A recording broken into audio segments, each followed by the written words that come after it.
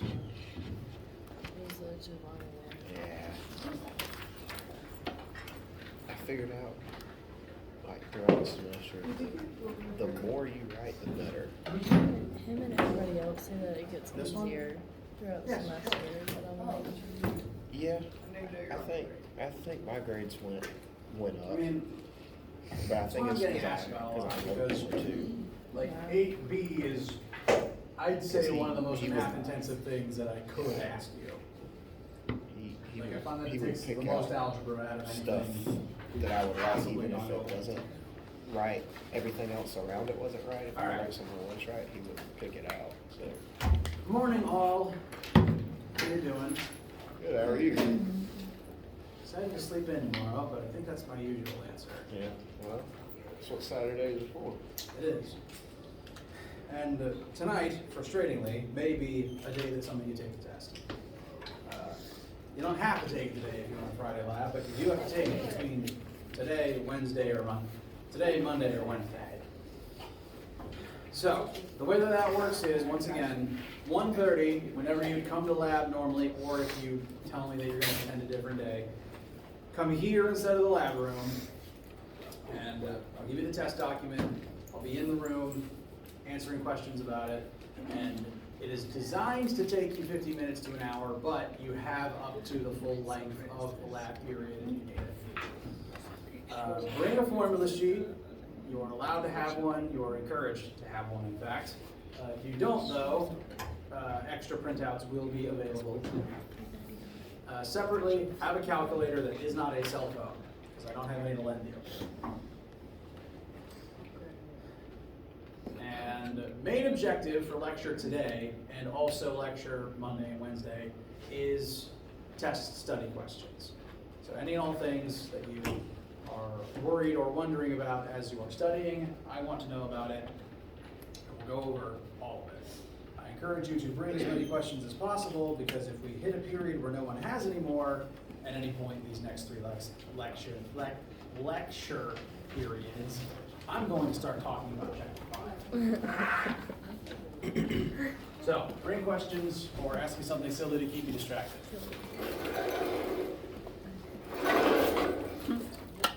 Now, first question that we've been asked about, this is the practice test question 8. Specifically the answer key that I have over there, and it's all the red pen.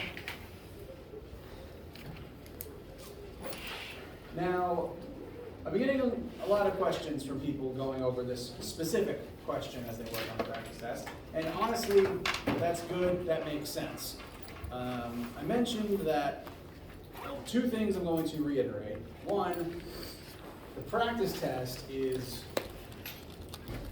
more difficult and takes more time if you're doing it front to back in one sitting than the actual test itself. So I want you to get as much practice in making mistakes here rather than there.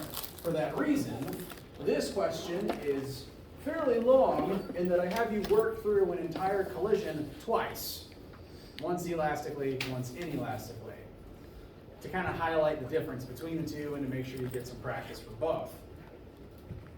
Other thing I'd like you to remember is that not every question on the test is equal in terms of how many points it is worth. Some of them are really short, like short concept question or short like one line piece of algebra. Alternatively, there's questions that are significantly longer and therefore worth more points. And the test will tell you how many points each one is worth so that you know ahead of time if it's like a 15 or 20 pointer, this one might take a minute. It's okay if you get stuck.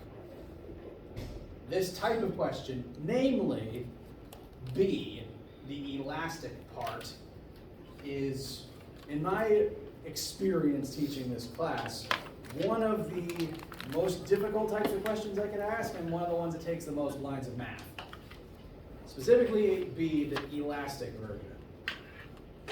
So if you've been working on this and you found it confusing, and similarly, if you're taking the test and you find something similar to this and you're getting stuck on it, that's okay. This is the thing to get stuck on. This is tied for one of the types of questions that is okay for it to just get a little bogged down. It's okay to start it, come back to it later.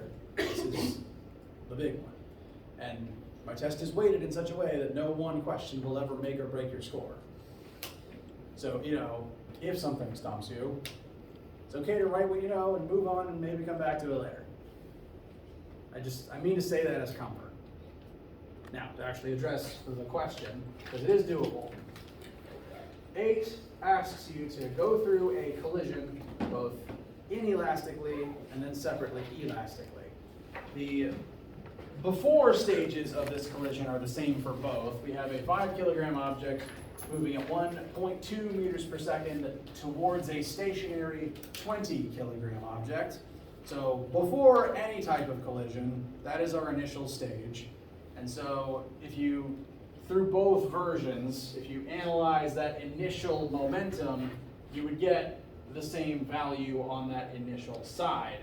The 20 times 0 will cancel out, and that will just leave you with the momentum of cart 1, which just happens to be 6. 5 times 1.2 is 6.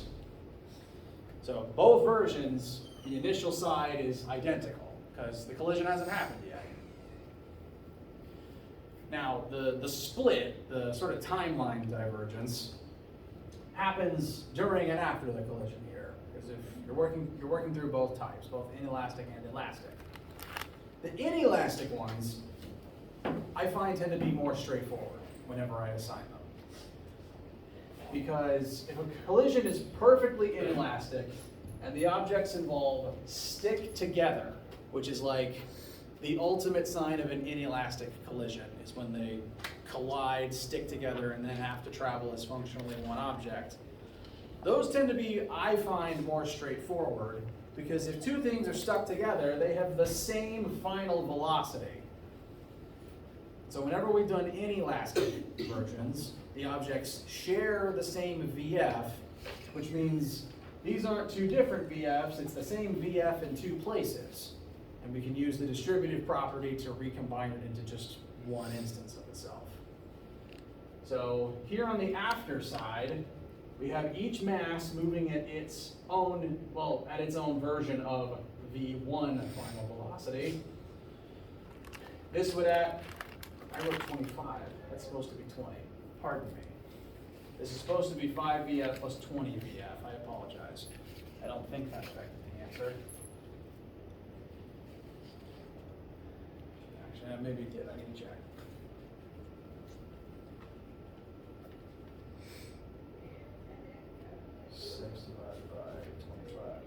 Okay, good news. This is correct. This number is correct. I don't know why I wrote that 5 there, but it didn't actually end up in my calculator. So the 2.24 is correct, but that should be 0, and I apologize.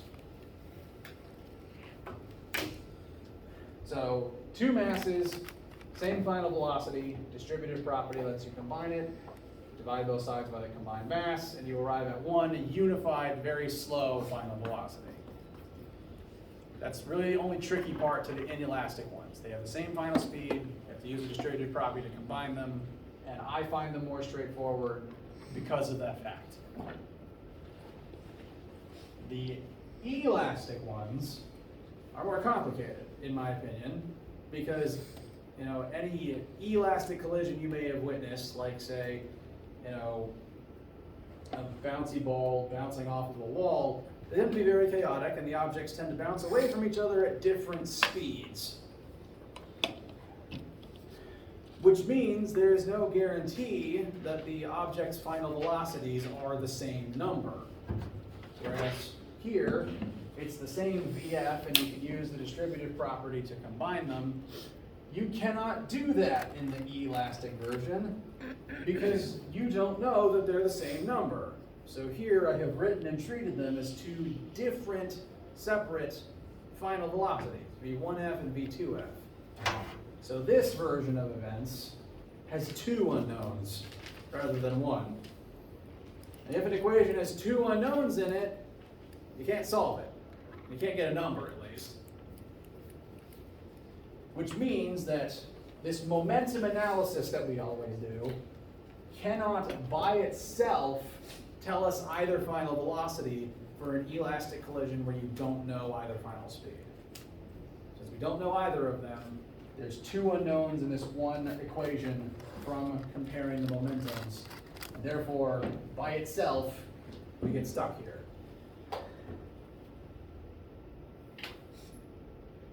Now, what happens next depends. Sometimes the problem may tell you one of those final velocities, and you can just plug in the one you know and find the other one. I didn't do that here, because again, I made these harder than the test itself so that you get the practice. So, the trick to actually solving this is a trick called 2 equations, 2 unknowns. One equation with 2 unknowns in it is useless, but if you have 2 equations with the same 2 unknowns, you can combine them and figure out them both. So whereas this is momentum analysis, we have to find a second equation that isn't specifically momentum analysis that has the same 2 unknown final speeds in it, which means that we need to analyze the collision through something other than momentum conservation. Because momentum conservation is what got us here. We can't go any further with it by itself. Now, something useful about elastic collisions is that momentum is not the only thing conserved in them. Momentum is conserved across all collisions. So option 1 is always, for any type of collision, is always analyzing the momentum within the crash before and afterwards. But if it's elastic, again, I hyper-emphasize the E to make sure you know I'm not saying inelastic.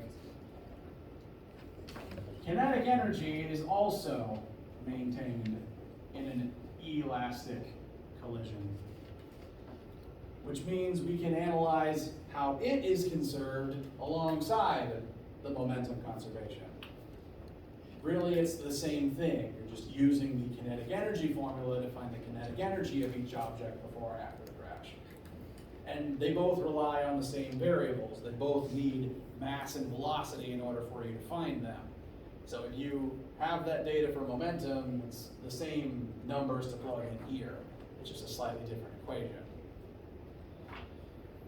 So this second equation would logically have the same 2 unknowns in it. If I was to kind of quickly demonstrate that, why did my computer do that?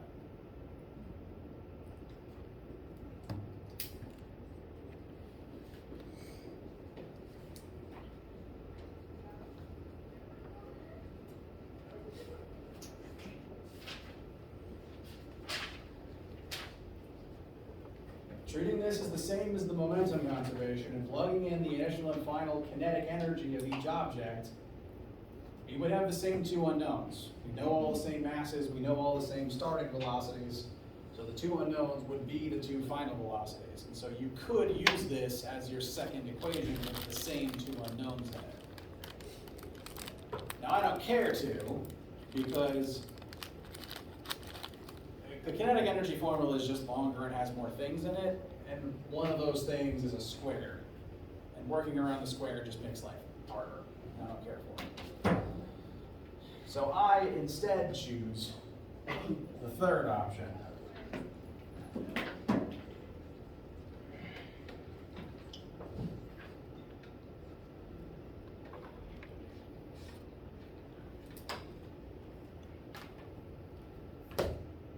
I don't know what setting on this laptop causes it to white out randomly. The only fix is to put it to sleep. The only fix I've found.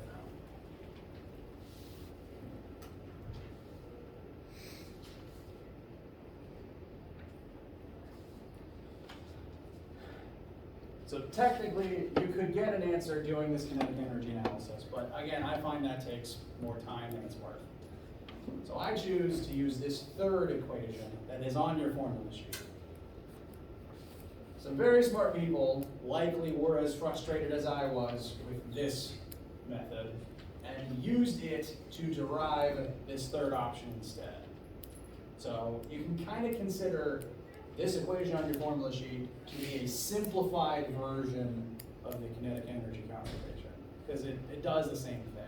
It's comparing the initial and final velocities of 2 objects in a crash, but only elastically, like how this is only for elastic collisions. So where this is written on your formula sheet in that chapter 3 momentum section, elastic only. If it's inelastic, you have to do momentum conservation. If it's elastic, this opens up as an option. And since this is an option, and since it has way fewer things in it than the kinetic energy analysis, I chose to use this as my second equation with the same 2 unknowns in it. Yes? What does the first formula saying have to do? This? This is asking you to find the total momentum in the system between both objects before they collide, and then compare it to the total amount of momentum they possess after they collide. So what I've got up here is, initially, you've got 2 objects. They each have their own mass and their own velocity. So this side initially says total momentum initial. The total momentum each object initially has. And so it's literally the sum of their 2 momentums. Object 1's momentum is its mass times its velocity. Object 2's is its mass times its velocity, and you add them together.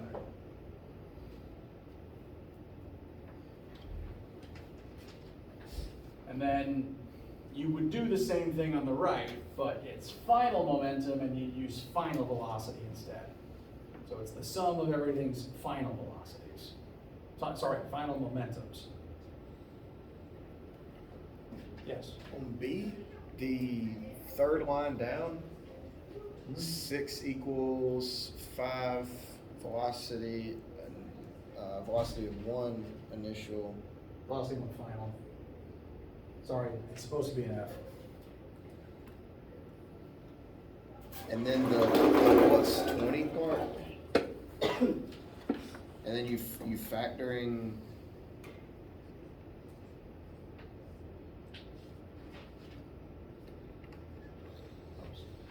Yes, I'm going to explain that. Okay. Does that help? Yes, sir. So, I'm glad you asked, because that's what this leads to. Right. This whole spiel I went on about what this is, why I'm going to choose to use it, this goes on to cause this to happen. Because remember, previously to line up, we're stuck. We can't proceed because there's 2 unknowns in here, the 2 different final speeds. Which means we need a second equation with the same 2 unknowns in it so that we can use them in conjunction with one another to actually find a number answer. So did you do that first, or did you do the factoring first? Well, the first thing I did was I wrote out the second equation I wanted to use, which is this one on your formula sheet for elastic collisions only. And I filled in the 2 things we did know, those being the 2 initial velocities of the 2 different objects. So this is all before you're gonna factor, right? Yes. Okay. And just to make sure it's clear because of the scan and my garbage handwriting.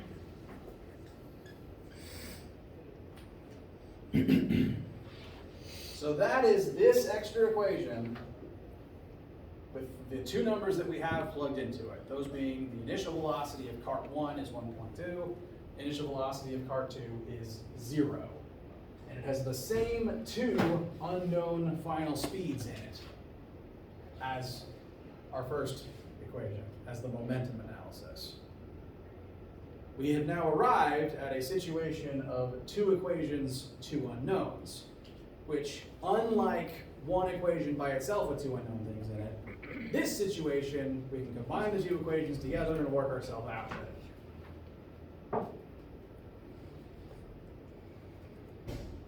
So what I did next is I used this new equation to help solve the first one. I took this new one, it had fewer terms in it, so it's easier to just rearrange.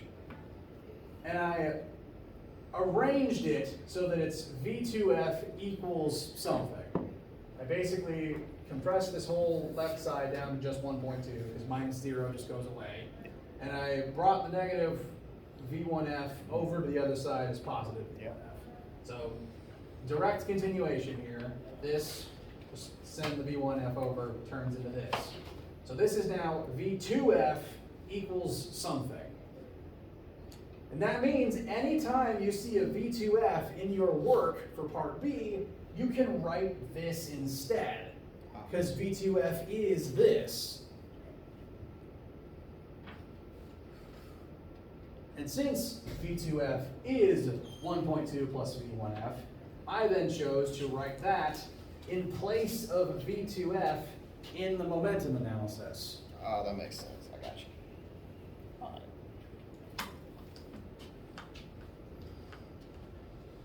If I was to try to make a very forced analogy about this tactic, I would say that, say you're a construction foreman, you're working on a building, your electrician is out sick. So you get a second electrician. They can do exactly the same things, so you just substitute the new electrician where the old one would have been. Because they're equal. You can do the same thing.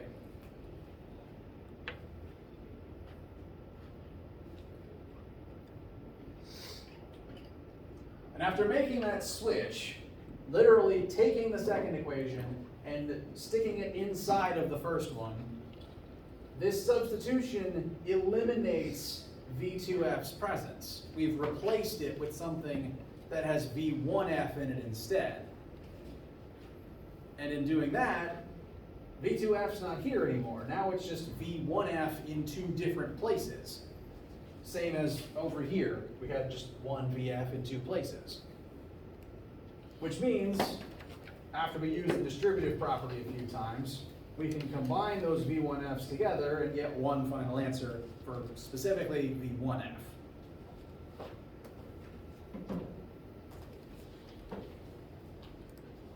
So every step from here on out is distributive property, recombination, and arriving at that V1F. I'm realizing my F's are very hard to read right now, so I'm going to emphasize all of them.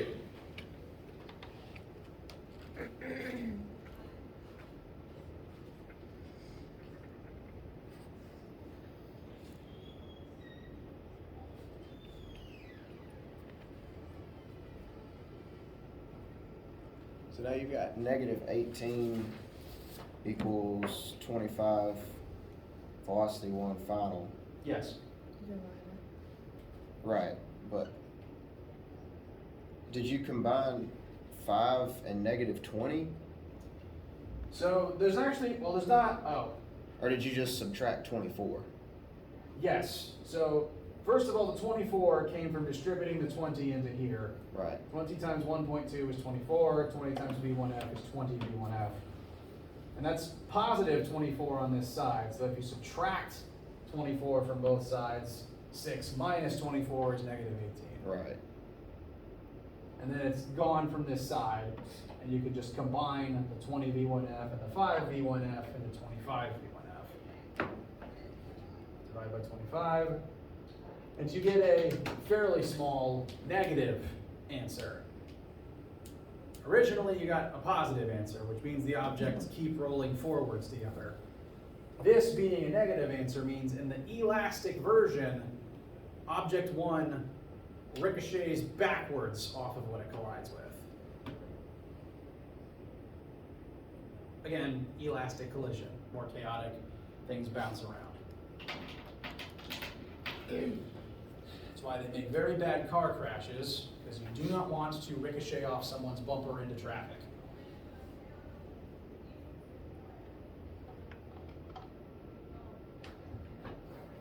And once you arrive at that negative 0.27, kind of like how we took, what V2F is equal to and replaced V2F with it, now that V1F is this, we can write this number instead of any V1F. So you can take that, plug it into really either of the previous ones, and just solve for the number that is V2F.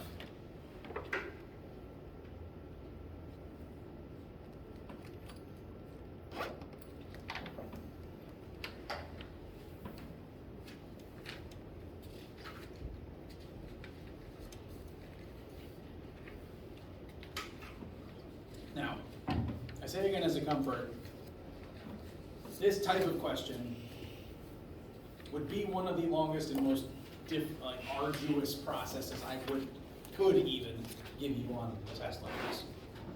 This, I find, is tied up there for the thing that requires the most steps. And that's specifically elastic, where you don't know either final velocity.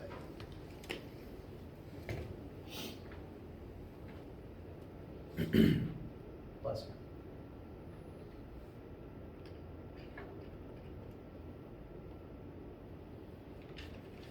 How you guys feel? On most of my tests or exams, there's usually one or two big one questions. Like most are about 10 to 15 points. This one could be worth 20. So not even that much bigger, but you know, I am accounting for the fact it takes more lines of algebra. And the test tells you point values. So without even starting it, you can see that number and use that mentally as just a benchmark for, you know, might get stuck on this one, that's okay, test is waiting for it.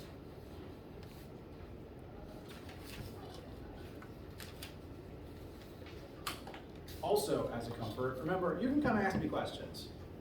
I can't outright tell you what to do, but I can at least make sure you understand what's going on, and I can smile when what you have makes me happy.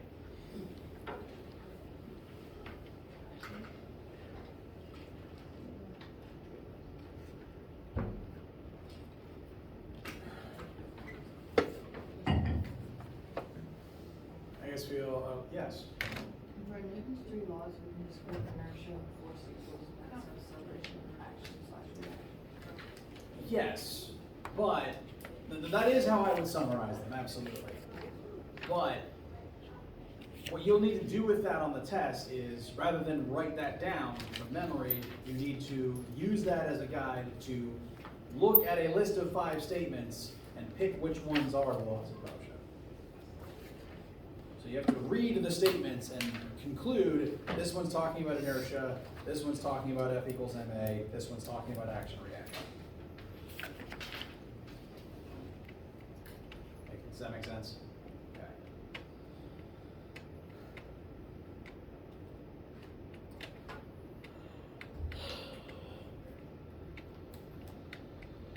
How do you guys feel? And what else is on your minds?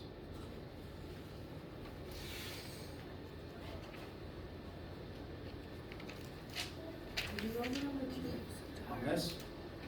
Absolutely. It was easy, it's just the more like directional things. That is fair. This is one of those cases where I find drawing a picture to be very important. Oh, I didn't even draw a picture. What's wrong with me? Well, I will draw one now. So here we have someone that is hiking. They are going to begin walking. I'm going to draw out the path they take. They've got 28 meters north,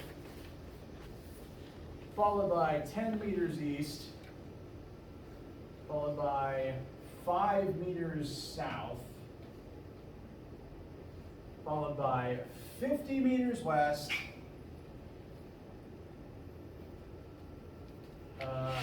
15 more meters north,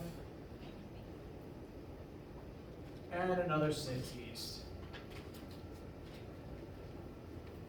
So, from start to finish, well, to compare their start to their finish,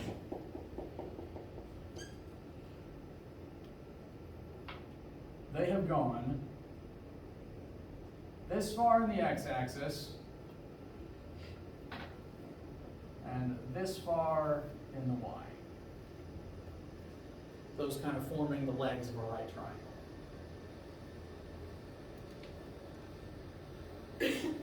Now, if I simply asked you, like, what is the total distance they walked, like if they had a step counter or something, you just add all the numbers up, because step counter doesn't care what direction you're walking in. But what I asked for is resulting displacement, which is the vector value of how far in each axis is this person from where they started. Which means that you have to add all the x's together, keeping note of positive and negative, and separately add all the y's together, keeping note of positive and negative. Because on this picture, I want this number and this number. Like if this hiker was like contacting friends that they had back at the start of the trail, and they said, hey, check it out, there's this cool waterfall that's not on the map. If you want to get straight here, you have to do this and this, rather than telling them to go on the whole insane trip they just did. So basically trying to condense it down to the simplest instructions for your friends, instead of having them repeat exactly every winding trail you did. So for that to work, once again, you have to keep in mind which axis everything is in, and then what direction within each axis whether it's positive or negative within that axis.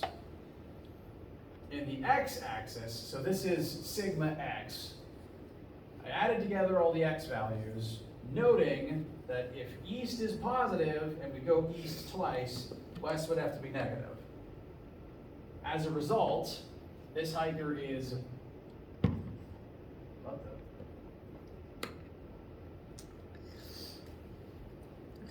nope.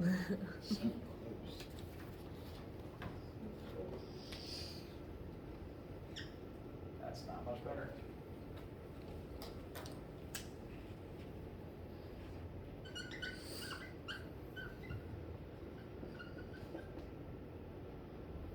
So 10 minus 50 plus 6 is 34, not 66. So from start to finish, if you were just straight line, x-axis, the x distance from here to here, that would be 34 meters. And the reason why you subtract because this way on the x is negative. Correct. Note, I drew in arrows. East and east point this way, whereas the west points the other way. And again, they work together to say that the net displacement is west pointing.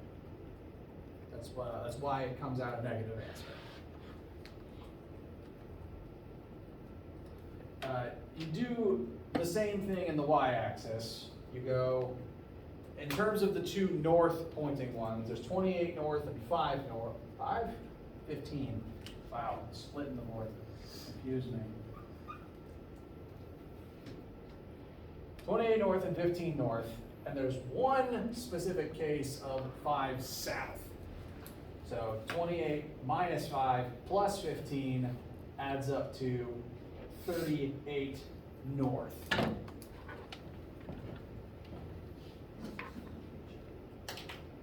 All this because at various points the hiker was kind of working against the progress they'd already made. Similar to how if you're like running on a racetrack, like doing a whole lap of the whole thing, like a whole quarter-mile track, total distance you ran, distance isn't a vector, is still a quarter mile, but if you end where you start, your displacement, the vector distance from start to finish, is actually 0, because you're back where you started. The trail kind of worked against itself to get you back where you started. So again, vector displacement is the sum of all the vector components. Separately, distance, like a step counter, you could just add them all together.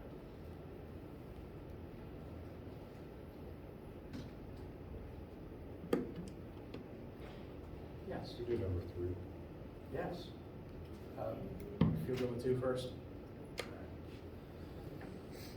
So 3 is a projectile motion question. And I do especially recommend adding pictures for these.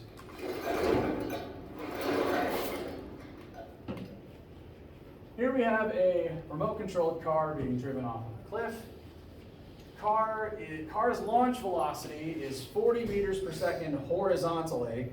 So if I was to actually add in how I usually list vectors in this components in the sidebar. I'll do that over here.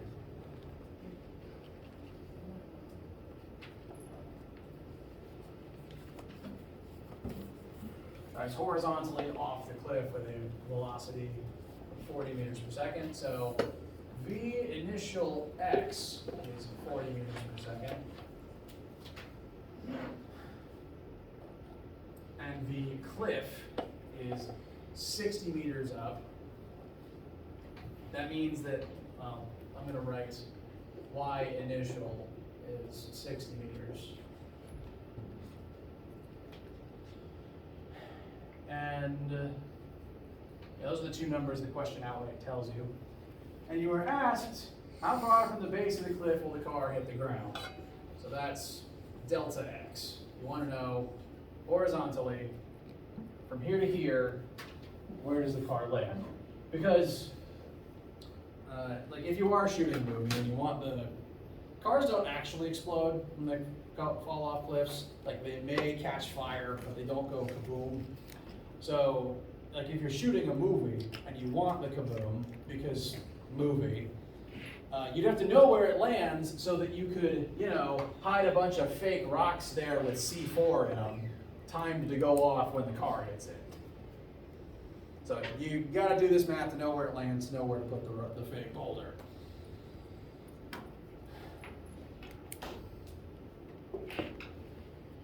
And the question is, how do we get there? How do we figure that out? Yes? Wouldn't the Vy initial be zero just because? It would. Very good.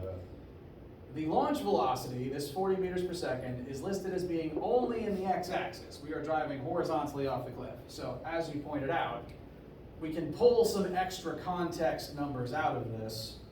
VI Y would need to be 0 because the only initial velocity we have is in the x-axis, meaning that the y component is 0. Similarly, we also know that if this is a projectile on planet Earth, what does that tell us about the acceleration of the vehicle while it's in midair? So it's going to accelerate because of gravity. Specifically in which axis? Very good. What does that mean about the x acceleration of this object? It's gonna stay constant. It will stay constant, specifically constant at what number? 40 meters per second. Oh, okay, I see what you're saying now. You're right, the Oh, you're saying velocity still in remains the, constant. still in the. The x velocity remains constant. I think that's what you were saying. Mm-hmm. And that is true. If the x velocity remains constant, that means the x acceleration is 0. Mm-hmm. So you get this information by definition of a projectile in free fall. Would it not be decelerating, like slowing down? Well, realistically, a little bit, because we don't care about air resistance in this class, Yeah. because it's a big old pain to calculate, and most of the times it's not worth it. So we're not bothering with it here. In the movie they may have to, but we're not. So technically, yes, in the real world things would slow down a bit in the air because of the air resistance. But ideally, no, it would remain at constant speed. In space, it would remain at constant speed. Or in a video game that doesn't have air physics. So if it's remaining at a constant speed, why wouldn't it stay accelerating? Well, it is accelerating, but only down. Will that be in the Y? Exactly. So the x-axis acceleration is 0, meaning that 40 meters per second sideways remains consistent all the way through.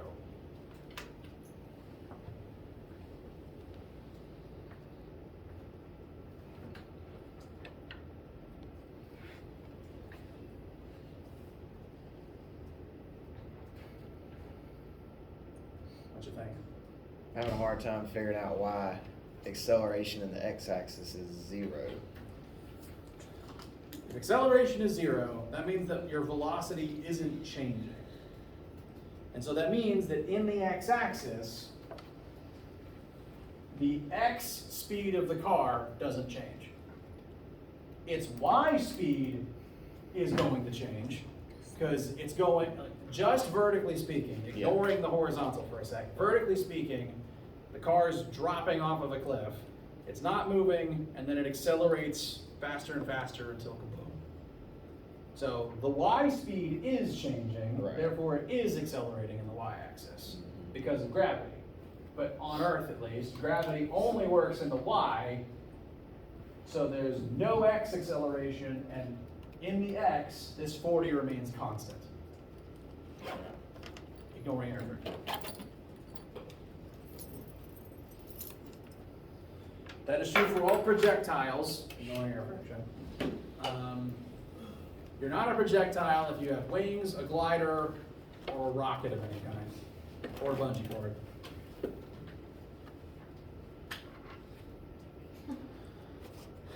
So, we were given two numbers. We were able to kind of extract a few more from the context clues.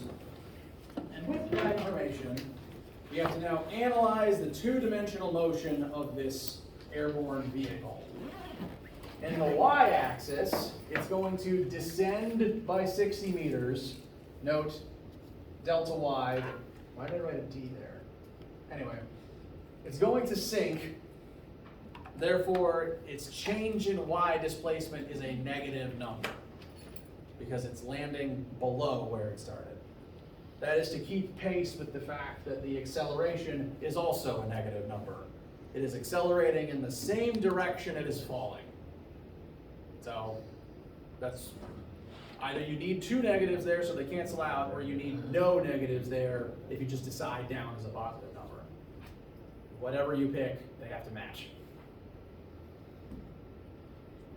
So in the y-axis, we're falling this distance, we have no initial y velocity, and we are accelerating at this rate for some unknown number of seconds.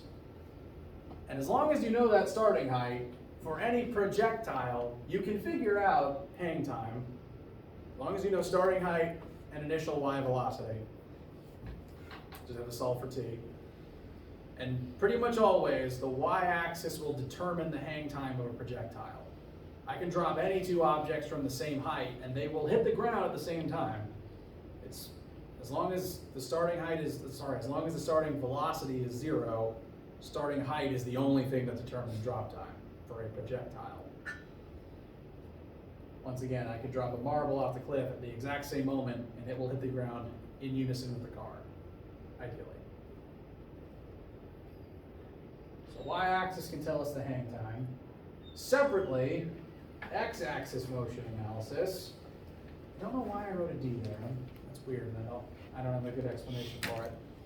We're solving for delta x. Oh, it's displacement. Displacement x-axis. So the x is a subscript.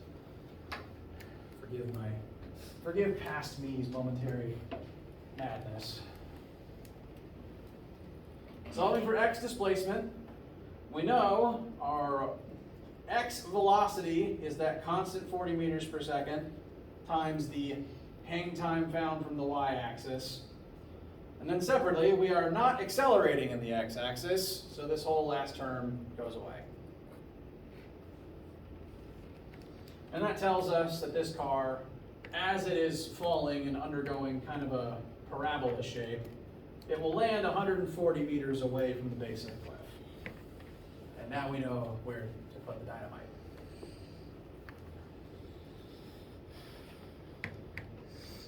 Once again, this is projectile motion question.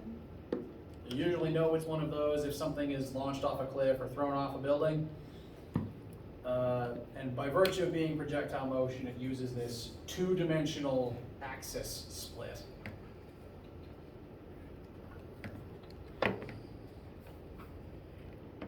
How do you guys feel?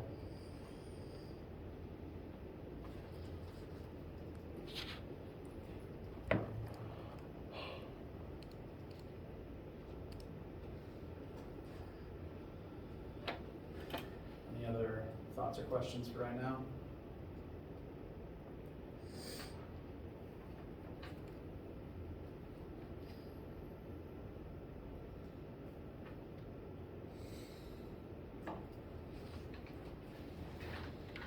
When you calculate the 3.5 seconds?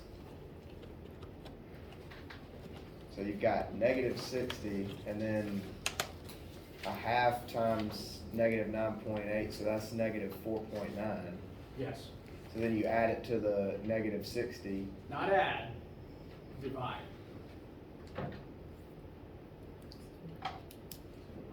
And then take the square root. Correct.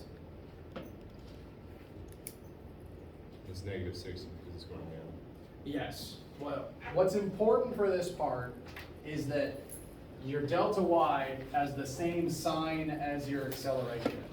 Because if they aren't the same, if one of them's positive and one of them's negative, you're gonna have to end up putting a negative inside the square root, and your calculator will yell at you. But you can't have negative time. Negative time implies something would have happened before t equals 0. Because hypothetically, technically speaking actually, because of the way that square root works, square root, this would work for either positive 3.5 or negative 3.5 seconds. Which means that there's an alternate universe scenario where the car starts not on top of a cliff, but level with the ground, is fired out of a cannon, and it will take 3.5 seconds to get to this height, and then it'll take another 3.5 seconds to go through the same arc as this one.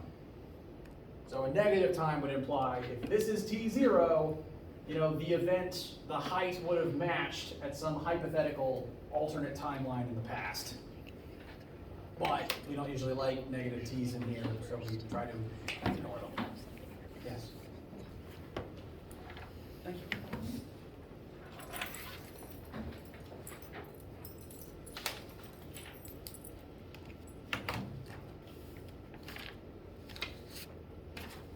Any other thoughts for right now?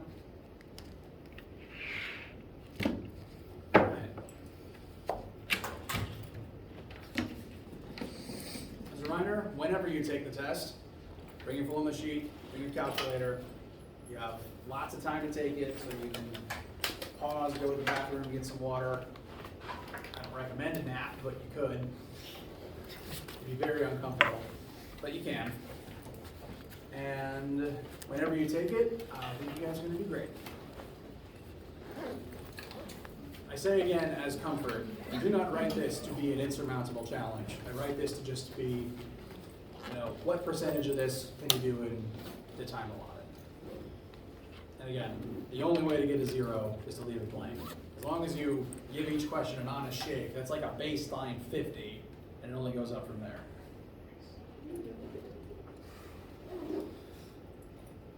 So, whether you take it today or not, have an excellent day. Let me know what, if any, questions, concerns, etc. you guys have.